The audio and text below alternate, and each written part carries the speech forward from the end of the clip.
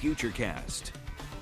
Good morning. We have a lot of people going back to school this week, including Barrington and Coventry tomorrow. So obviously, you'd like to not have a lot of heat and humidity. And I have mixed results for you in the Futurecast. We're going to actually start with dew points. This gives you a good idea of how comfortable it is. And today it's not bad in the low 60s, so you notice it, but it's not excessive. Tomorrow a little muggier, especially during the morning as that morning school bell rings. But not to worry, we drop that humidity on Tuesday, a bit more comfortable, and increases again on Wednesday. But then look at this tumble, very comfortable Thursday, especially into Friday at school. Very appropriate as we go into September, a fall-like feel for Friday and Saturday. I wouldn't be surprised if our temperatures Friday and Saturday morning dip into the low 50s, maybe even a few upper 40s out there. How about this for some views from Warwick?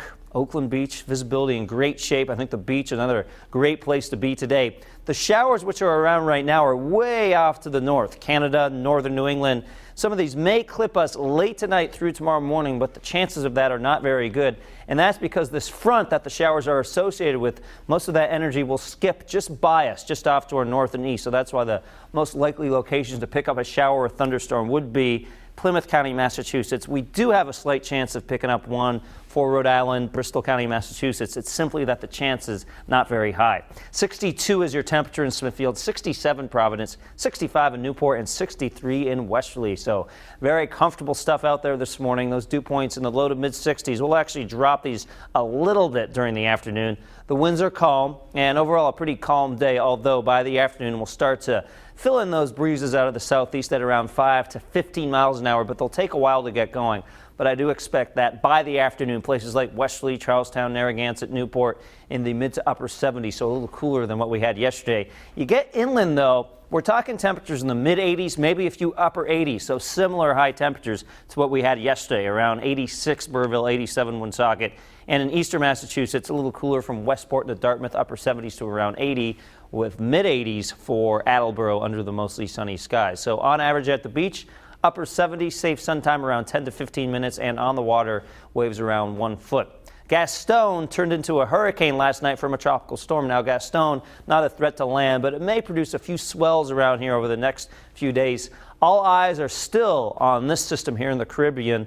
And this one, although it does not look likely to turn into a hurricane or a tropical storm for the next several days, we're really going to have to watch this thing into next week. If it's able to kind of sit out here over the Gulf of Mexico, these water temperatures are so warm it's possible it does turn tropical and could threaten parts of the Gulf Coast. So obviously these folks in this part of the country keeping a very close eye on this. And then into next week, we're talking about the end of next week into next week and going way out to the future.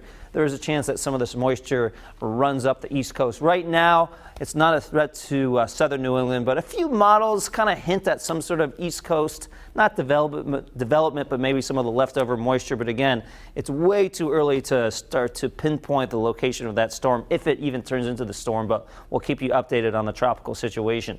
In the meantime, a slight chance of a shower or thunderstorm tomorrow, but not a high enough chance for me to actually put in the 7-day map. Low 80s on Tuesday, chance of some showers Wednesday night into Thursday. That would be our best shot to at least break up some of this drought, although it won't completely make up the deficit. And there are those 70s, Brian. Friday, look at those morning temperatures. Low 60s, maybe some upper 50s, even low 50s possible by those mornings towards the end of the work week and the school week. So that's not too bad. You're in school, you don't mind the temperatures being a little cooler and the humidity being low. Perfect timing for that, actually, for all those teachers as well. Sweltering start to the year. Yes, absolutely. All right, Pete, thanks so much. Covering New England for you this morning. Investigators right now trying